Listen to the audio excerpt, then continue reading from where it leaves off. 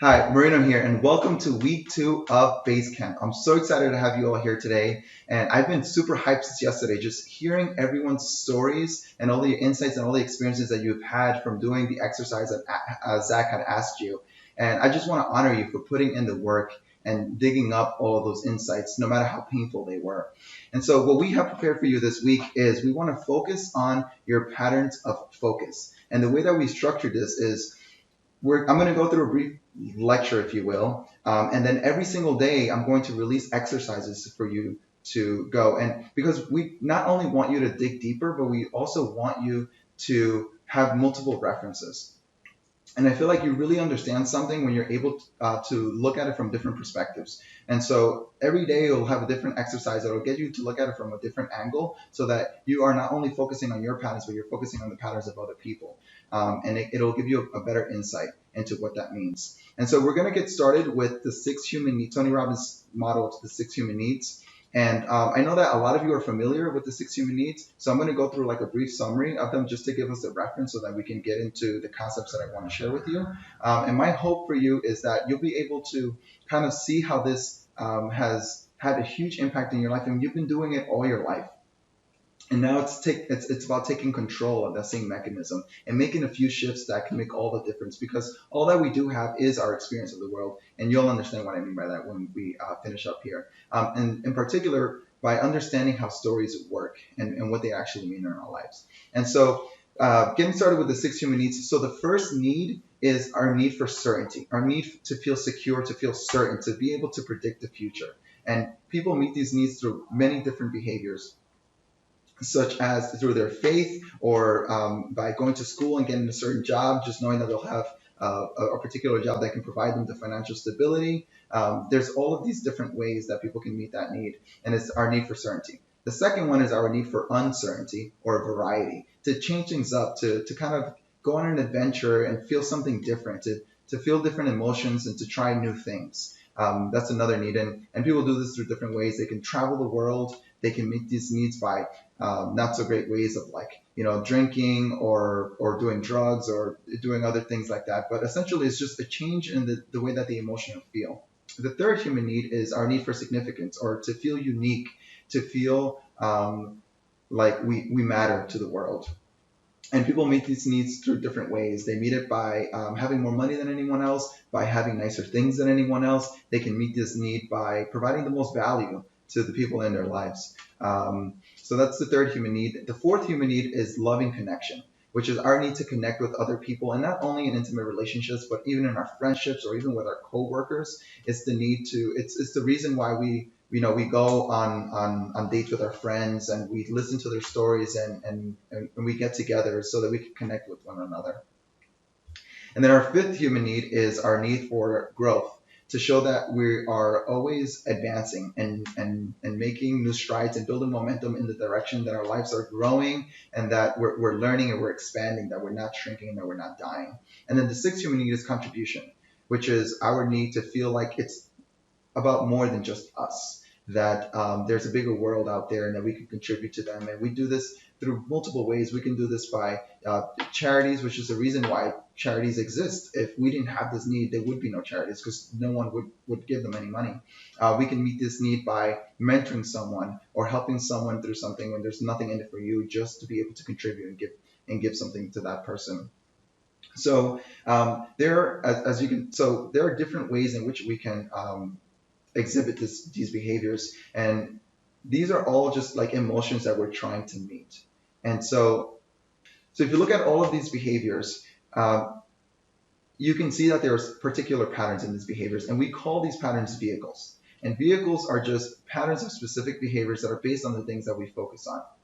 And so, for example, if someone, gains significance in their life by having more money than anyone else, then that's the vehicle that they have chosen. Is, I want to make more money than anyone else. And so there are three different kinds of vehicles. There's empowering vehicles, neutral vehicles, and disempowering vehicles.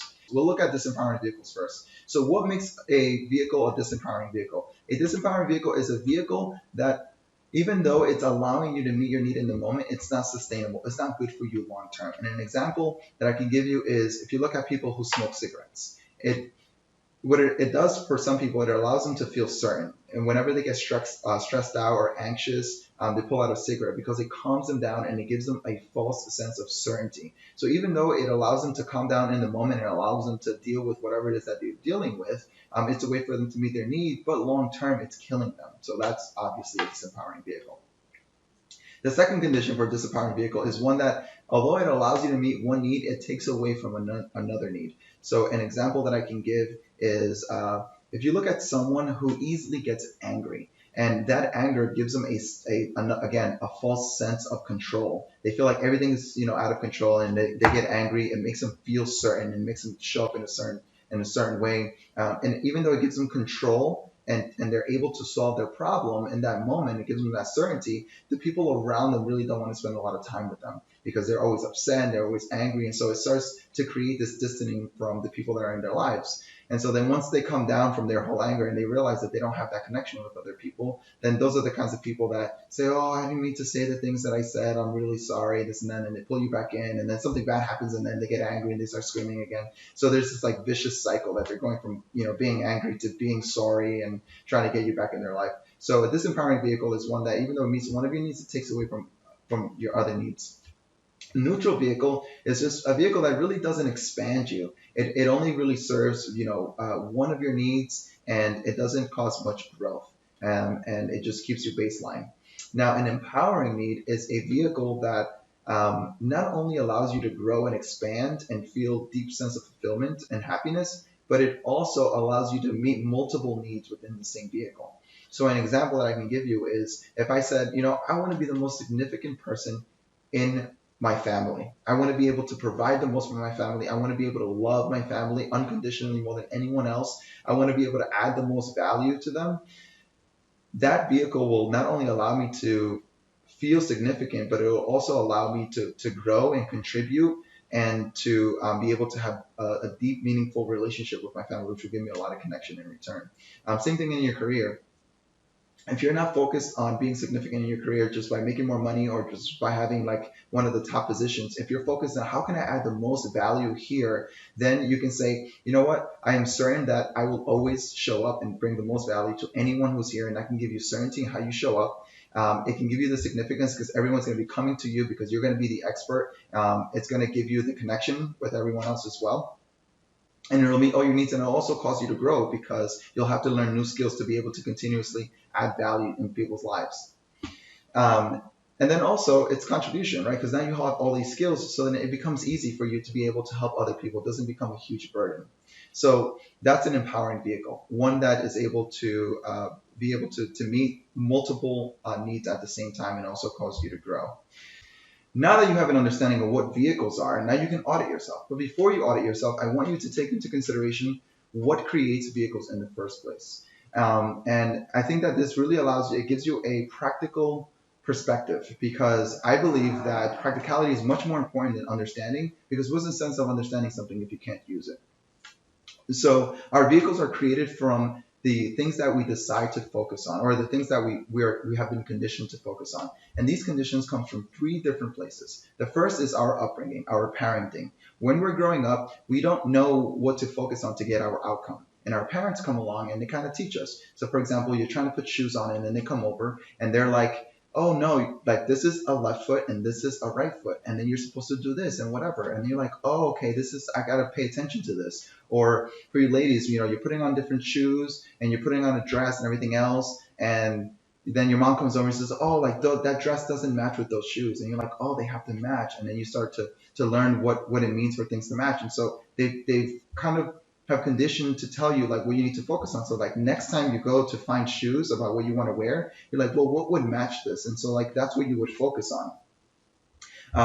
Another thing is if you start liking a boy or a girl, and what someone finds out about it and they said, oh, do you like them? And you tell them yeah, and then the question that they ask you also conditions the thing that you're going to focus on. So for example, if one of your parents says, oh, does that boy treat you nicely? That's one thing to focus on versus another parent that says, oh, what do his parents do? Which house is his parents? Right? It teaches you to pay attention to different things. And so then that person grows up focusing on different things when they meet a person. That's the person that shows up and is like, wow, like, if they meet someone and they see that they treat them really nice, and if that's what they're focused on, then that's what they're going to be looking for. Versus if they're not focused on that and they're focusing on material status and all this other stuff, they could be missing out on the perfect opportunity to meet someone who's significant to them. But because they're focused on the things that really don't matter, they cannot have fulfillment in that area of their life. The second way that we get conditioned into focusing on things is if we haven't found a great way to meet our needs, then we start to look outside of us and we start to look at what other people are doing. So, for example, let's say I have not found a way to make myself feel significant, and I feel the need to feel significant, and then all of a sudden, I see this guy, he's got this really expensive car, and then everyone's talking about him, and all the time everyone's just like, oh, did you see this person bought this car and has this house, this and the other thing? I say, wow, like everyone really likes this person. Like this really makes him significant. So then now I start to focus on, well, what would I need in order for me to feel significant? Well, what if I do what that person did, right? And then that changes my focus from anything else that I could have had, something internal, something I had control over having things of material value. And so in that moment, I can be made to believe that that's the thing that would make me feel significant.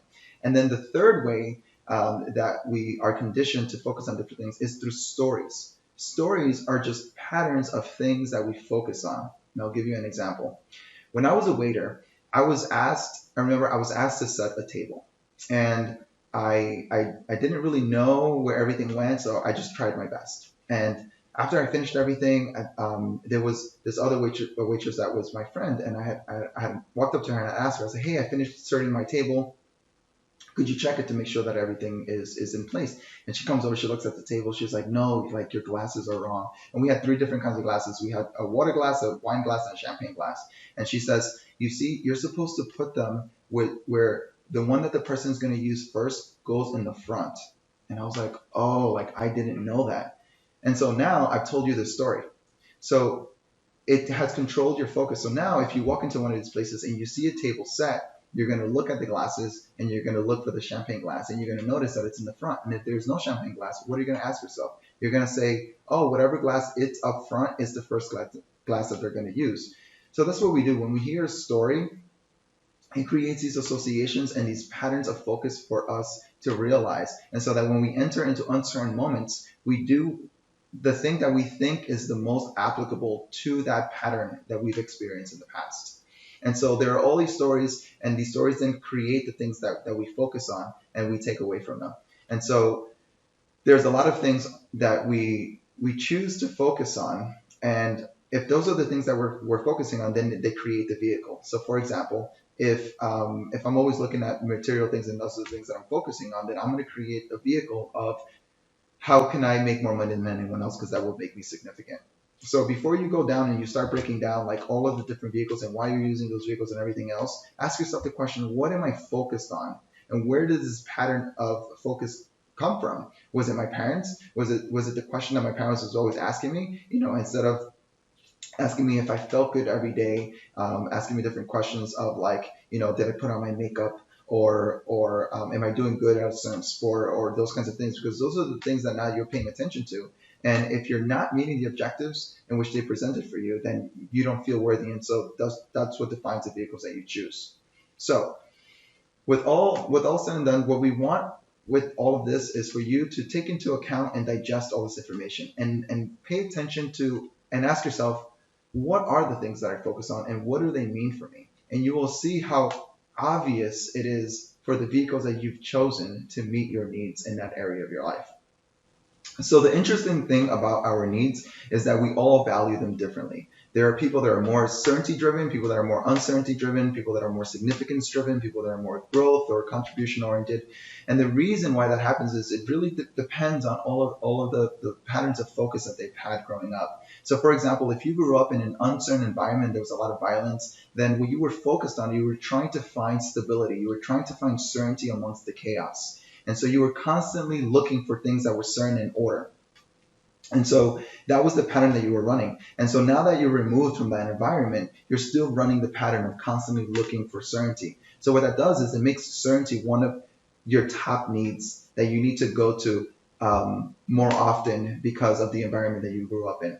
But you don't necessarily need that much certainty in the life that you have now. So it's important to understand that not only can you change the vehicles for the needs that you have, but you can also restructure the different kinds of needs and their hierarchies based off of that.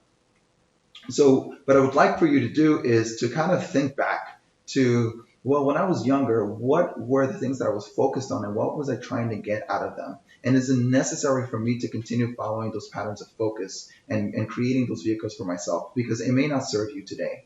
And the second thing is understanding that just because you decide to change a vehicle doesn't mean everything's going to change. You're still behaving in a way that has these habitual patterns that are creating for you um, for you to meet those needs in a way that's very automatic, where you don't have to consume a lot of energy to do that. So it's also really paying attention to your behaviors. So take a moment to kind of, go through this video, understand what it means to have a pattern of focus, and then ask yourselves, what are the stories that I believe? What were the questions that my parents were always asking me? And what are the things that I'm constantly focusing on? And what kinds of emotions and how is it meeting my needs in effective ways? And kind of look at the vehicles that you're using based on those patterns. And then tomorrow, we'll start the first exercise. I'll send out a short video with a few short questions that you can ask yourself for the remainder of the day and that you can reflect on it. Okay? So thanks so much for being here, and I look forward to hearing from you all. Bye. This looks great.